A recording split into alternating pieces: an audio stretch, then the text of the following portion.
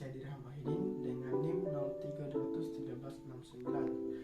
Pada video kali ini, saya akan menjelaskan tentang sumber energi listrik dan perubahannya. Sebelum kita mulai penjelasan, saya ingin bertanya kepada adik-adik. Apa kabar adik-adik? Alhamdulillah kalau baik. Ya, selanjutnya kita masuk kepada materi. Baik, adik-adik pasti akan menemukan pertanyaan yang berbunyi seperti ini. Sumber energi apa yang membuat lampu bisa menyala? Ya, jawabannya adalah lampu dan alat-alat elektronik dapat menyala karena adanya sumber energi listrik. Sumber energi listrik merupakan salah satu sumber energi yang digunakan oleh manusia.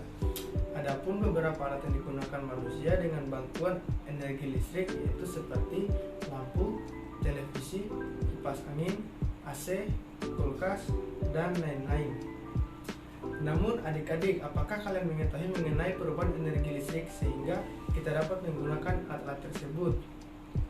Ya, terdapat beberapa jenis perubahan energi listrik yang ada di sekitar kita, yaitu perubahan energi listrik, maksud saya perubahan energi matahari menjadi energi listrik. Tahukah adik-adik bahwa energi matahari dapat diubah menjadi energi listrik? Sebagai upaya mencari energi alternatif untuk membangkitkan listrik, energi matahari sudah mulai digunakan. Teknologi ini dinamakan dengan pembangkit listrik tenaga surya atau PLTS. PLTS adalah pembangkit listrik yang mengubah energi matahari atau surya menjadi energi listrik. Salah satu bentuk PLTS adalah alat yang digunakan disebut dengan panel surya. Cara kerja panel surya adalah panel menerima cahaya dari matahari yang menyebabkan terjadinya listrik dari gabungan foton dan elektron. Panel surya merupakan jenis energi terbarukan yang ramah lingkungan. Panel surya biasanya digunakan di daerah-daerah yang terkena intensitas cahaya. Pemanfaatan panel surya sudah bisa digunakan untuk menyalakan lampu penerangan jalan dan perangkat komunikasi lainnya. Yang kedua, perubahan energi air menjadi energi listrik. Energi air juga dapat diubah menjadi energi listrik yang lebih dikenal dengan pembangkit listrik tenaga air atau disebut dengan PLTA. PLTA ini biasanya terletak di dekat perairan, salah satunya di waduk, sungai, bendungan, dan lainnya. Pemanfaatan energi air untuk diubah menjadi energi listrik terdapat pada kincir airnya atau disebut dengan turbin air.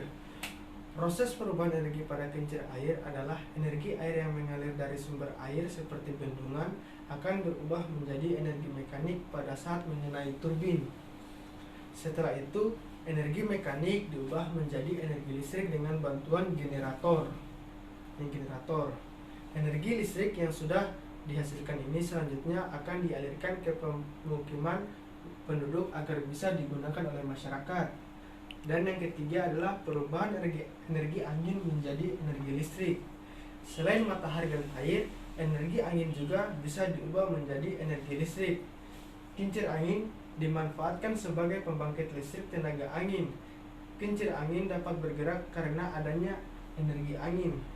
Kincir angin biasanya digunakan di daerah-daerah yang memiliki tiupan angin yang kencang. Cara kerja kincir angin ini diawali dengan adanya sumber energi angin akan memutar turbin atau kincir angin. Putaran turbin ini mempengaruhi putaran rotor pada generator yang berada di belakang turbin. Setelah melewati proses perputaran rotor, inilah energi listrik dapat dihasilkan. Namun sebelum digunakan, energi listrik akan disimpan ke dalam baterai terlebih dahulu. Energi listrik yang sudah bisa digunakan akan menguntungkan masyarakat di sekitar yang terdapat kincir angin.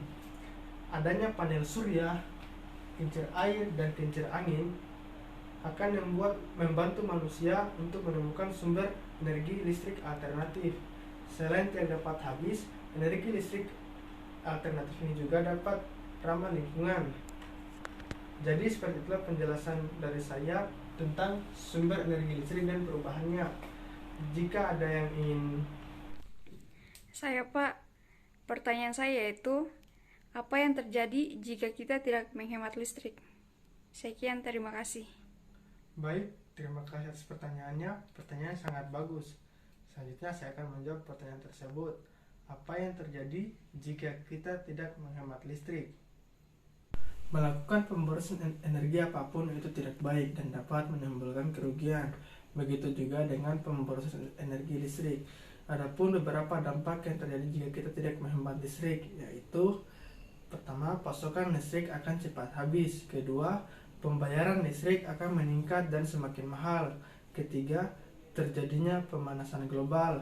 Keempat, cadangan energi listrik di masa depan akan berkurang. Kelima, terjadinya pemadaman listrik secara sepihak untuk menghemat listrik lebih banyak. Nah, itulah hal-hal yang akan terjadi jika kita tidak menghemat listrik. Untuk itu, kita perlu menghemat listrik untuk kebutuhan di masa depan, sehingga tidak menyulitkan generasi yang akan datang. Baik, itulah penjelasan dan pertanyaan serta jawabannya tentang sumber energi listrik dan perubahannya. Selanjutnya adalah kesimpulan. Kesimpulan dari materi ini adalah kita sebagai manusia harus lebih hemat dalam penggunaan energi listrik, walaupun sudah ada beberapa energi alternatif seperti panel surya, kincir angin, dan kincir air. Baik, itu saja. Lebih dan kurangnya mohon dimaafkan. Wabillahi taufiq wal hidayah. Wassalamualaikum warahmatullahi wabarakatuh.